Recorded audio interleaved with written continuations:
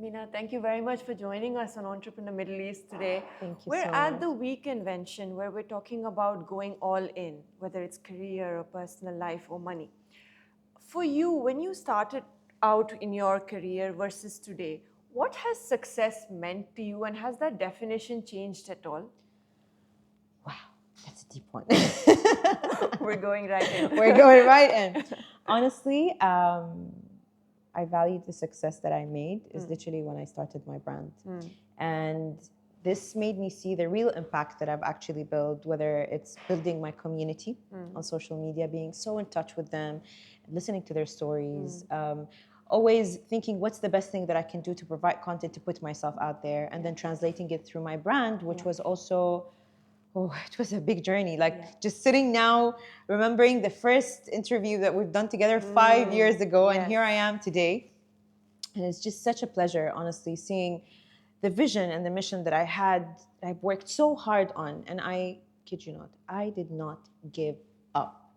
And this is really what led me to here. I never took no for an answer, just kept going and building that community, listening to that audience, and then translating it to work with a brand that also suits my vision and also let's say the way I created the brand, coming from a background designer, coming from an interior designer background, translating it into beauty, so designing faces, from designing spaces to designing faces, it was a huge challenge for me. And seeing the revenue, and the numbers, and the impact that I had on a global scale was mind-blowing. And to me, this is when I was like, okay, you made a girl. But you know what? I always believe as humans, we always thrive for what's next. You reach to a goal and you're like, okay, now I want to get bigger and better. And I want to work on that. So I kind of reached a great goal that I've been working on, but I'm really looking forward for the next one. Absolutely. That's ambition, and that's a word that we've discussed over the last 2 days at this convention.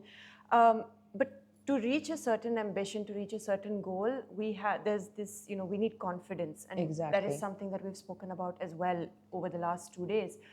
But in the absence of confidence, it's very easy for fear and self-inhibiting doubts to sort of take up space. Of course. How have you addressed those negative self-thoughts, if you've had any, and what advice This is a great question. And honestly, I feel like this is the biggest fear for every entrepreneur when they start in. The minute you start having an idea, the first thing you think of, not of how I'm going to make it, what are going to people say? How am I going to lead it? Is it going to work? Is it going to not? I get it. We're all humans. We all had these questions. But honestly, if I would give my advice and something that I've done on my practice, let's say, was really not thinking of the meaning of the word. So failure.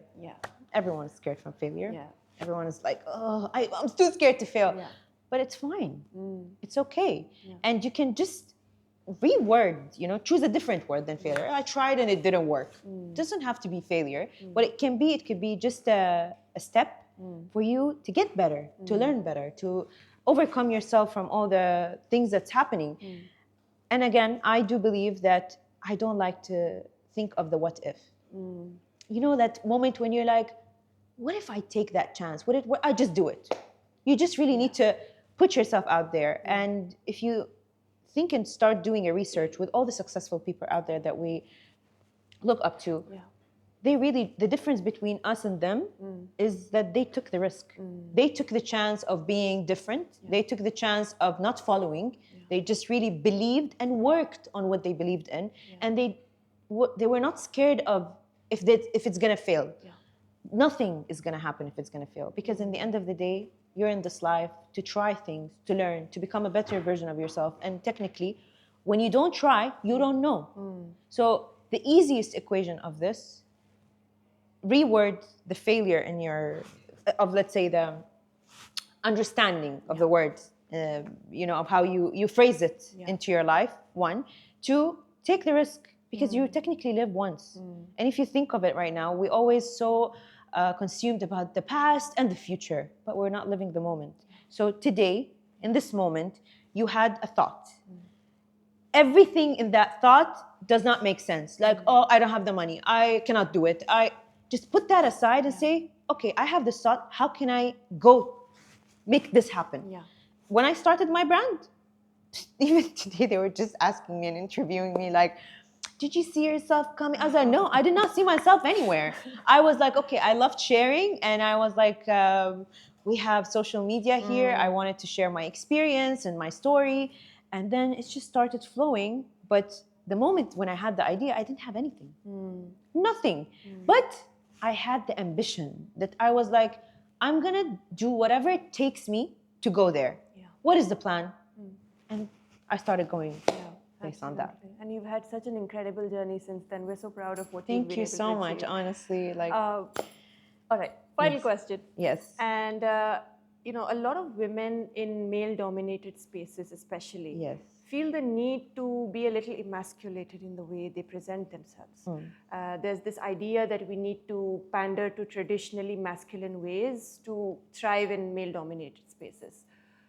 What would your advice be to women when they want to tap into their feminine energy, but at the same time remain assertive in the workplace? Wow, that's another deep question. Okay. Funny enough, all my team is women. And I always think myself, I work best with men because, you know, women get to be emotional.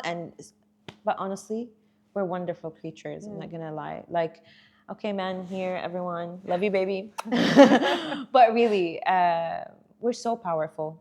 The fact that, you know, like if you dig down into how women are created and how much we are multitaskers and we can do everything. You can be a mother and you can do there. And you just need to really strip out everything that you read online.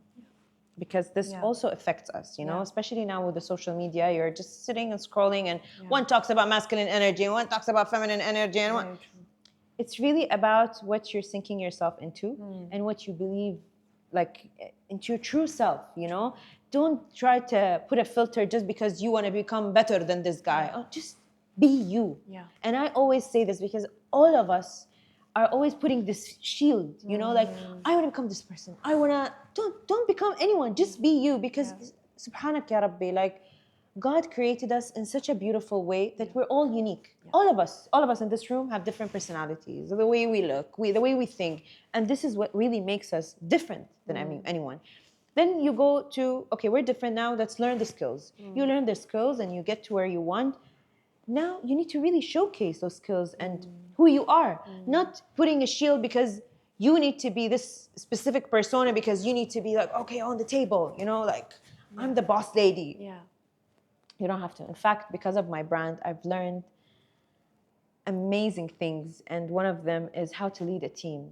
I'm so grateful for my team. And I love you girls so much. And I love my partner. And I love everyone who supported me to do this brand because I wouldn't have done it without them. And when I walked in, we had men and women.